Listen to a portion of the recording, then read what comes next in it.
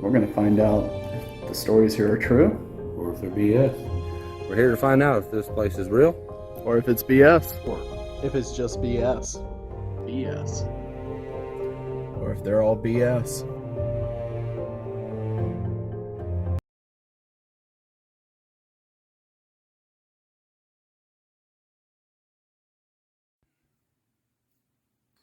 Hi, I'm Michael.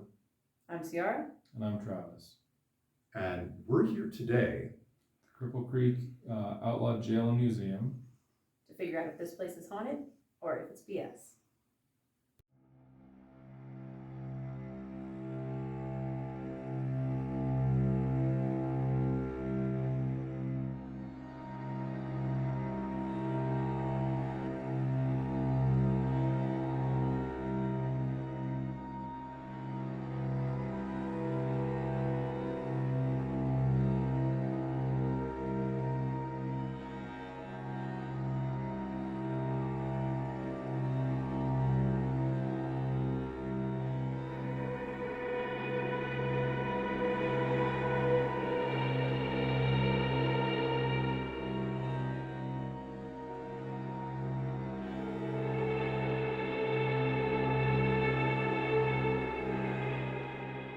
Interested in playing with any of the toys?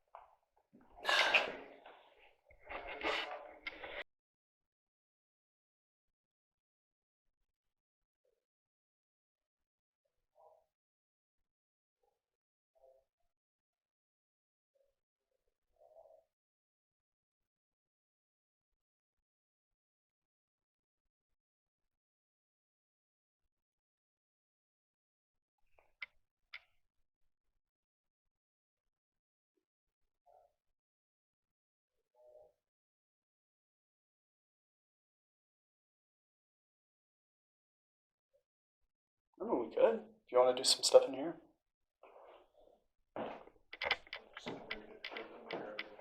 Yeah, go for it. Go for it.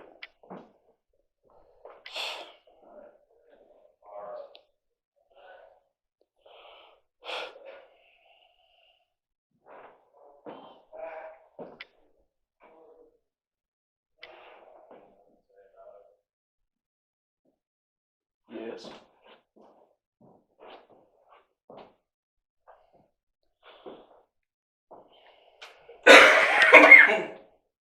Excuse me. Coughing away in the room is not exactly polite. Yeah, he has the consumption. I got something. Probably consumption. Want to see. Wow, you zoomed it in. Yeah.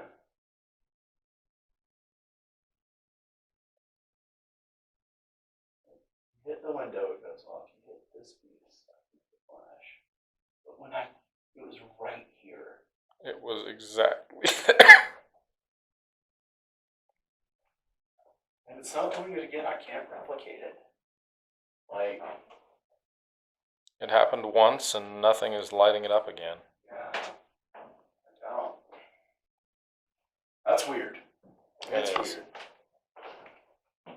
How do I zoom this out?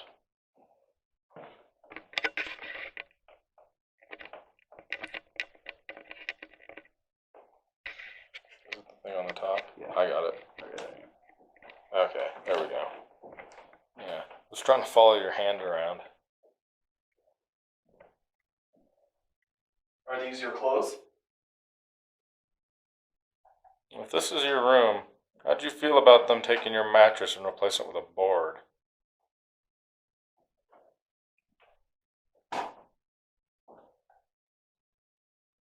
Because I'm hoping that wasn't your mattress. If it was, you probably need to be paid more. Were you doing God's work here?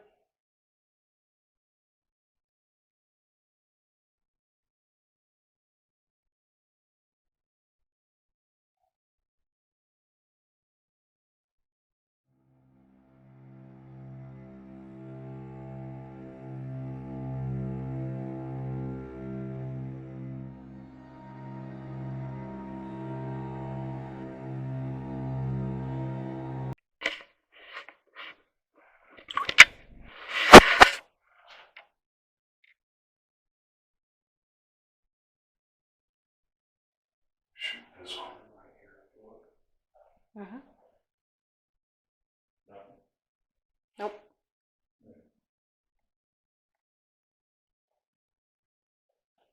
There's definitely a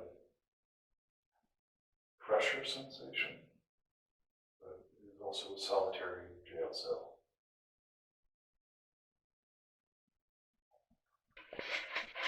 I keep feeling like these two corners.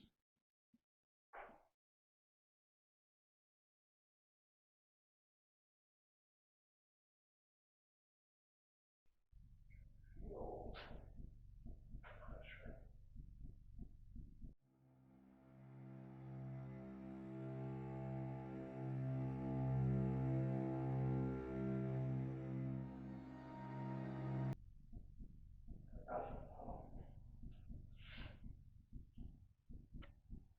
So I'm either acutely unaware of the folds of my sweater or something's brushing. Or you're nervous. Or I'm nervous, yeah. But I'm not. What's funny is like, the only thing that genuinely makes me feel nervous is going in that corner. I don't want to go in that corner. Okay. Nothing else.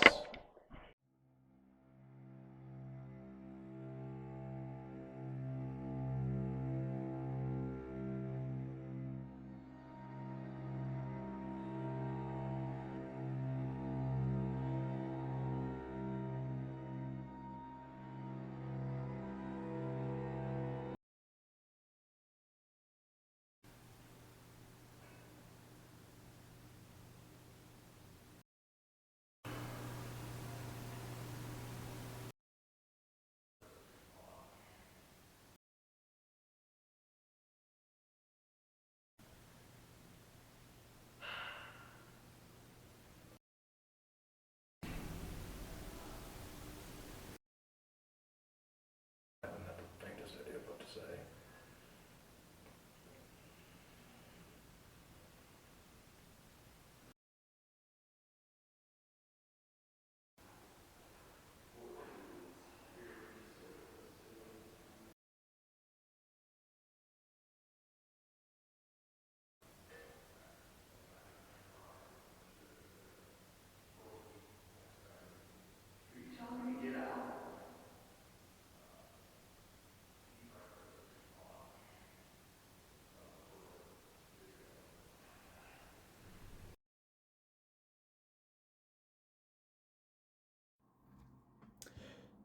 Hey, so I'm actually filming this portion on my phone because it is actually so bright outside right now that the entire office space that I have behind me, you can actually see the sun peering through the blinds, um, is just a glowing white.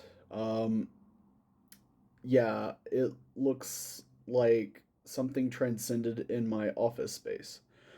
So I'm on here to discuss kind of how we felt like we ended the whole investigation at Cripple Creek Outlaw and Jail Museum. So Michael, Ciara, Travis, and myself, we spent a lot of time there. Travis and I arrived at around 5 p.m.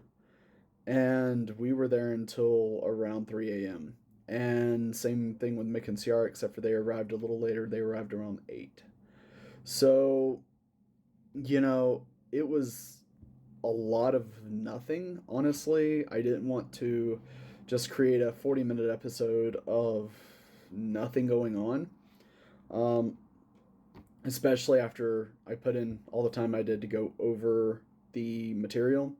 The reason it's coming out 3 months after the investigation is because basically work got caught up with me, and um, I had work to do. And Michael and Travis also had a lot of work to do. If you didn't know, we work in the same place.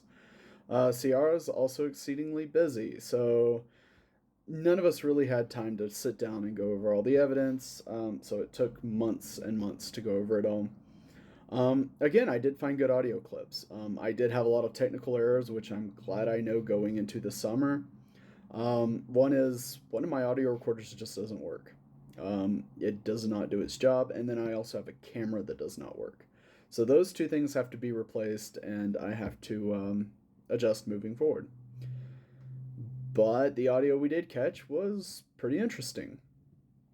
So at the end of the investigation, the four of us met out in the parking lot, and we had a simple conversation of, based on what we felt, what we experienced. You saw that Michael experienced numerous things, and that even some of us felt like there were noises or sounds or things happening around us that we acknowledged.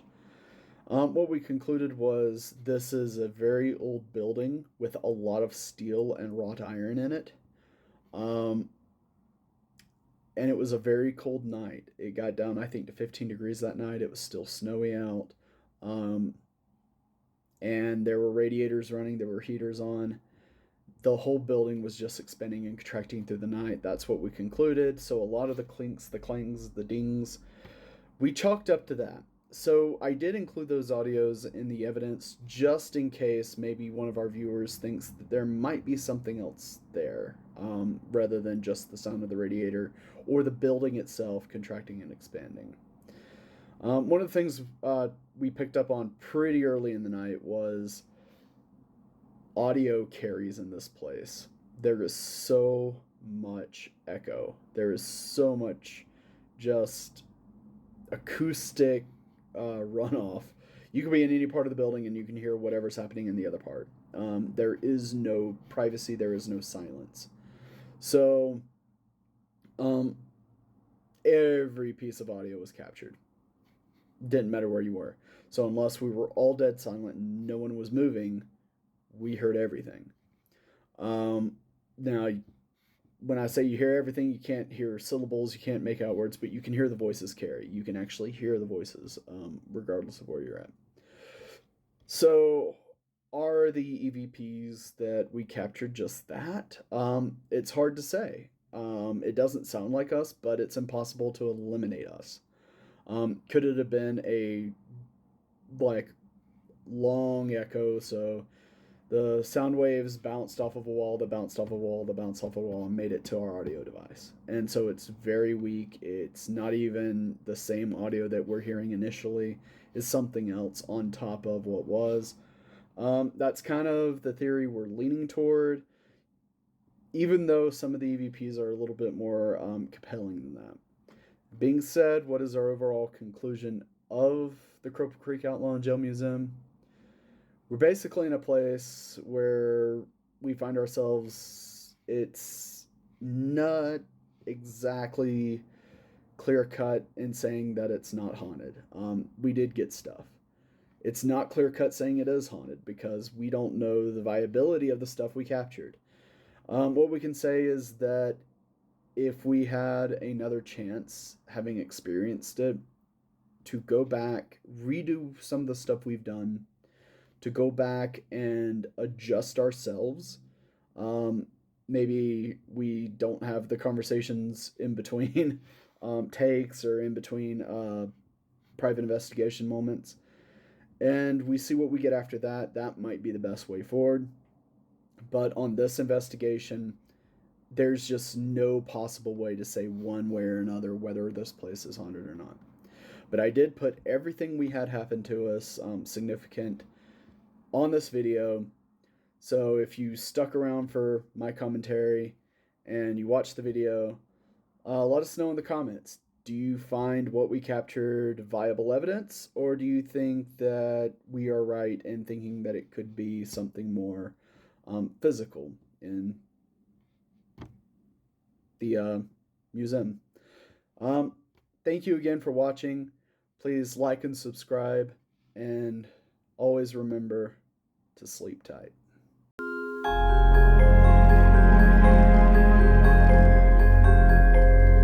Here's the door.